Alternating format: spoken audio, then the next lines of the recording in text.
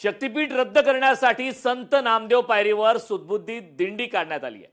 दिंडीमध्ये माजी मंत्री जयंत पाटील, अमित देशमुख, सतेज पाटील, राजू शेट्टी, कैलास पाटील, अभिजित पाटील, महादेव जानकर मुख्यमंत्र्यांना शक्तीपीठ रद्द करण्याची सद्बुद्धी देव पांडुरंगाला नेत्याचं साकडं घालण्यात आलं। हे दृश्य आपण लोकशाही मराठीवरती पाहतोय।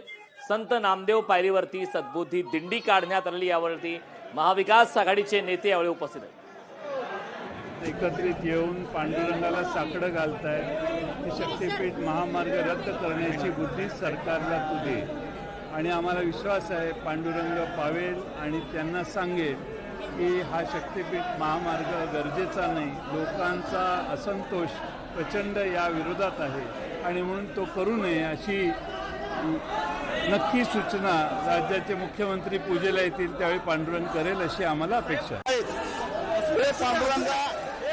या मुख्यमंत्र्याला सुदबुद्धी दे आणि 13 जिल्ह्यातील 25,000 एकर जमीन बेचिराग करून आणि संत सावतामाळी यांचं जन्मगाव असलेलं आळंदगाव नष्ट करून हा जो शक्तीपीठ महामार्गाचा वरवंटा आमच्यावर फिरतो आहे त्यातून आम्हाला जर वाचवायचं असेल तर हे पांडुरंगा मुख्यमंत्र्याला सद्बुद्धी दे असं साकडं आम्ही पांडुरंगाला घातलेलं आहे।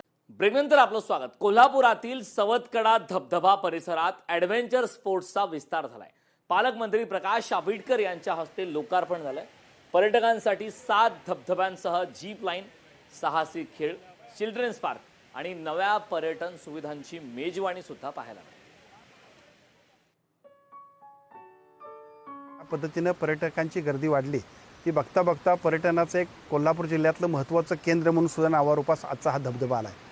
आज आपण या ठिकाणी आलोय 1 वर्षानंतर एक नवीन या ठिकाणी असणाऱ्या ॲडव्हेंचर स्पोर्ट्सच्या शुभारंभाच्या निमित्तानं नवीन सर्व आपले जे काही उपक्रम आहेत त्यातला सगळ्यात महत्त्वाचा उपक्रम म्हणजे अतिशय चांगल्या पद्धतीनं असणारे जीप लाईन आहे, लहान मुलांच्यासाठी असणारा चिल्ड्रन्स पार्क आहे, वेगवेगळ्या पद्धतीचे ॲडव्हेंचर स्पोर्ट्स आहेत। एका बाजूला निसर्गाच्या कुशीत दडलेल्या 7 धबधब्यांचा आनंद आणि त्याचबरोबर संपूर्ण कुटुंबियांसहित सुद्धा एक दिवसाची टूर होईल अशा पद्धतीचा या धबधब्याला आज या ठिकाणी नवीन सेवांचं लोकार्पण आम्ही करतोय।